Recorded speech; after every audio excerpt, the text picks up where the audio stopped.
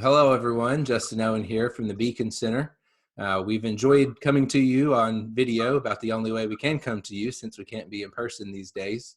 I'm proud today to be joined by a friend of mine, Andy Puzder. Andy is the former CEO of CKE Restaurants, which you probably know more as Hardee's and Carl's Jr. Franchises across the country.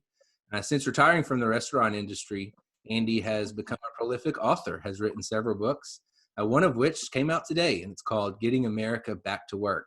Andy, thank you for joining us. Great to be here, Justin. Thanks for having me. Well, just to kick it off, why don't you tell us a little bit about the premise of the book, what led you to write it, and then we'll delve into some specifics there. Well, the idea behind the book is what we need to do to get America back on track is go back to the free market capitalist policies that President Trump put in place before coronavirus hit our shores. In other words, reduce regulations, cut taxes, focus on domestic energy, all of the things that will generate investment, will encourage businesses to hire, and will encourage people to work. We don't want things to discourage investment, discourage hiring, or discourage people from working. And so we need to stay away from the kinds of policies we had during the Obama administration following the Great Recession, where rather than depending on free markets, we went to a situation where the Obama administration focused on the government with the Affordable Care Act and Dodd-Frank. And then, just once they lost control of the House of Representatives and couldn't get legislation passed, they went on a rules and regulatory rampage, taking the Code of Federal Regulations up almost to 100,000 pages, which is the largest it's ever been. So we need to stay away from those kind of policies and go to more free market policies. When the government expands to deal with a crisis, for example, World War II, the Great Depression, or even the Great Recession, government tends to get bigger. They tend to take power to deal with the problem, and then they don't. It's hard to get them to shrink. I think Ronald Reagan once said that no government ever voluntarily reduces itself in size. And we've got to make sure that doesn't happen here, so we can get people back to work and get the economy going again. That's why I wrote the book. Are you optimistic about that? I think there was an article this week in the Wall Street Journal about some say that those days are over, that we're going to see the Great Depression type government intrusion into our lives. We're going to see the Obama stimulus type intrusion into our lives after this. Are you optimistic, though, that things can be different this time? Well, I think if we keep control of at least the Senate, and if we reelect President Trump, I think we are clearly not going to go back to those Depression-era type rules and regulation and government expansion, or the Obama level of expansion. I think President Trump knows what it takes to get the economy working. He proved that when he was elected. For 3 years, we had nothing but continually positive economic information based on these small government free market policies. And if we reelect the president and we keep control of at least one, and I'm hopefully two houses of Congress, I am optimistic. Now, if Joe Biden's elected president and we lose the Senate, so we have Chuck Schumer in charge in the Senate, Nancy Pelosi in charge in the House, then I have every confidence that government will expand, and we'll see either what we saw under Obama, which was stagnation, economic stagnation. He called it the new normal, instead of what we came to accept as the new norm under Trump, which was growth and prosperity. So hopefully the next election will be determinative. Speaking of Obama, you go into detail in the book about comparing the Obama quote unquote stimulus, I think you put that in quotes in the book, versus the CARES Act and the relief programs that have come about as a result of this pandemic. Can you compare those two and talk a little bit about why they're different? Yeah, the stimulus bill under Obama, and it has to be put in quotes because it didn't stimulate anything. In fact, a year or two after it was passed, Obama was caught on tape laughing when somebody talked about shovel-ready projects. Remember him claiming they had these shovel-ready projects, and he said, well, they weren't as shovel-ready as they thought they would be. We thought they would be. But this was a Keynesian-type plan where you just flood the economy with money and everything's better and the economy booms and everybody's great. Well, that never works. And what happened here was you saw the money spent, this supposed stimulus money, going to entities that were politically correct or which had been helpful to President Obama when he was running for election. So you ended up with companies like Fisker and Solyndra that were intended to help reduce climate change with solar power and electric cars. And of course, they failed. There was no real market demand for those companies. They soon went out of business, and the money was completely wasted. The idea behind the CARES Act, and particularly the Paycheck Protection Program, isn't to stimulate the economy. It's to save these businesses that were doing just fine. American businesses were doing great right through February until the government shut the economy down. Now, the government had a good reason to shut it down. We were facing a pandemic. But the point of the Paycheck Protection Program and the other aspects of the CARES Act were to address a crisis. They were to keep things, they were sort of an economic bridge to get us from the great economy we had through the pandemic to where we could open up the economy again. And in that respect, they've been very successful. We have a lot of small businesses that would not be around if it weren't for the Paycheck Protection Program. We'll have more now that the Congress has allocated more funds to the program. And because more businesses are open, we have more people employed. According to Secretary Mnuchin, we've already impacted 30 million employees. The second tranche here is expected to affect another 30 million. Well, 60 million employees, about half the labor force. Right. So we're actually seeing a very good results from now it's not perfect. It's a government program. It'll never be perfect. But it's actually doing what it was sold as doing. What are some of your concerns? You mentioned Solyndra with the Obama quote unquote stimulus. How do we make sure that our policies like the PPP and others actually do make their way down to small businesses, that they actually help those that they're intended to help rather than massive corporations or boondoggles like Solyndra? Well, so there were some big companies that were getting these funds. They had qualified for the funds and they'd been approved. And the Trump administration, Secretary Mnuchin, who's been spectacular through this, he's really been wonderful. But Secretary Mnuchin came out and said, look, if you take money and you don't need it, we're coming after you when this is over. All of a sudden, you found companies giving the money back. Nobody wants to be subject to attacks from the government when this is over. But I have to say, it was a smaller problem than it was being built up as. 74% of the first tranche of the payroll protection plan loans were $150,000 or less.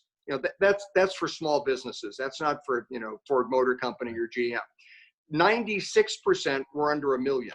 So you were seeing monies going to small businesses primarily, and that's why I say I think that it's been very effective.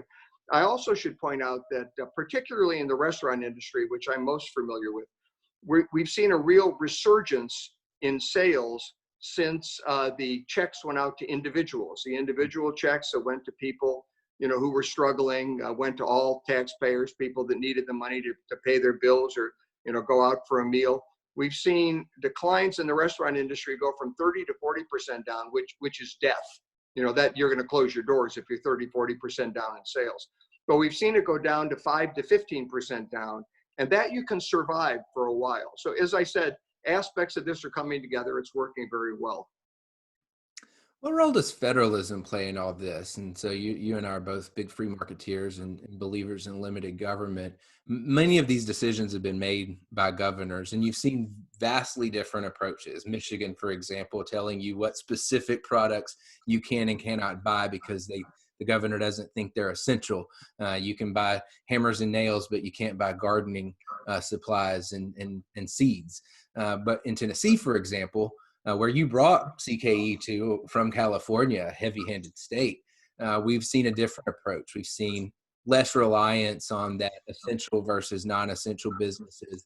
A lot of businesses were allowed to stay open as long as they could maintain those public health guidelines, social distancing, minimum number of people on the premises.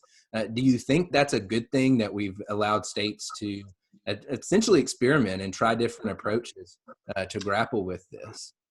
Well, we have to. I mean, if you think about it, if this disease had hit Montana the hardest or Wyoming, do you think New York City would have shut down? Well, it wouldn't have. I mean, we've got to deal with this differently because we've got different parts of the country that are being impacted in different ways. And I think, thank God we don't have Governor, I think her name's Whitmer in Michigan. Thank God we have Governor Lee here in Tennessee. beginning of this week, we started opening up businesses. Restaurants have opened with reduced seating. People need to take care, and they're supposed to follow the safety protocols. But we're beginning to open Tennessee up. There's a number of other states that are beginning to open up as well. But it has to be handled on a, if not a state level, maybe even the local level. I think of our 96 counties, Governor Lee has opened up 89. For the remaining 6, which cover metropolitan areas like Nashville or Memphis, he's going to work with the leaders of those counties to decide when they should open. Well, that's exactly what should happen, because different regions of the country have to deal with this differently. There's no reason Wyoming should be shut down because New York City is shut down. It makes no sense. So I think that this is absolutely the way it should be handled. It's the way President Trump is handling it. Again, it's an indication that if President Trump remains in office, we can get through this with smaller government, respecting the policies of federalism, keeping our republic, keeping our government in check, but in place to deal with a crisis like a pandemic. So in that sense, I think we're going in the right direction. Back to the federal level, how do we grapple with that federal debt? Obviously, it didn't come about as a result of the pandemic. It's decades in the making, but it has been expedited through this because of that rapid response that we saw for a change from the feds that we don't see often. What concerns do you have about that looming federal debt long term? I have big concerns. And I will tell you that when this happened, I thought one of the good things coming out of this might be that both sides would say, whoa, this is a lot of money. We've really got to deal with this problem now, because it is a serious problem. And I'd like to see it dealt with before we have another economic crisis. The problem is then you had Alexandria Ocasio-Cortez come out and say, oh, well, we spent all this money on this. Obviously, spending money is not a problem. We can do the Green New Deal and all these other programs we wanted to do.